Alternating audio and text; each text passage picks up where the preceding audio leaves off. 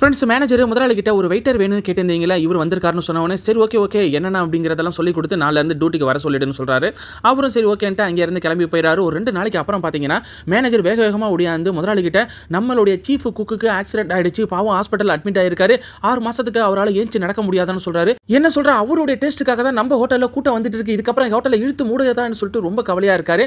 அப்பதான் அந்த மேனேஜர் ஒரு ஐடியா சொல்றாரு, நம்ம ஒரு புது வெயிட்டரை கொண்டு வந்தோம்ல, அவனை பத்தி வெளியே விசாரிச்சா அவன் பெரிய குக்குன்னு சொல்றாங்க, வேணா அவனை ட்ரை பண்ணலாமான்னு கேட்கும்போது புதால வச்சு எப்படி ட்ரை பண்றதுன்னு முதலாளி சொல்றாரு. இப்போ நமக்கு வேற வழி இல்லைன்னு சொன்னதால அந்த வெயிட்டரே சமைக்க சொல்றாங்க. சாப்பிட்ட எல்லாருமே சாப்பாடு ரொம்ப பிரமாதமா இருக்குன்னு சொன்னதுக்கு அப்புறமா அந்த வெயிட்டரை கூப்பிட்டு, நீ யாரு, உன்னோட சமையல் இவ்வளவு அருமையா இருக்கானா, நீ வெயிட்டரா வேலை பார்த்துட்டு இருக்கீ, உனக்கு என்னாச்சுன்னு கேட்கும்போது தான், சார் நானும் என்னுடைய ஃப்ரெண்டு சேர்ந்து ஒரு ஹோட்டல் ஆரம்பிச்சு நல்லா தான் போயிட்டு இருந்துச்சு, ஆனா பணம் அதிகமா வர ஆரம்பிச்சோன்னே என்னோட ஃப்ரெண்டு என்னை ஏமாத்தி அந்த ஹோட்டலை விட்டு வெளியே அனுப்பிட்டான், இன்னைக்கு இந்த நிலைமையில இருக்குன்னு சொன்னதுக்கு அப்புறமா கவலைப்படாதீங்க, அப்படி நடந்ததால தான் கடவுளோ உங்களை என்கிட்ட கொண்டு வந்து சேர்த்திருக்காரு, இனி நம்ம பிரான்ச் எல்லாமே உங்களுடைய கண்ட்ரோல் தான், நீங்க இன்னிலிருந்து என்னுடைய பார்ட்னர்னு சொல்றாரு.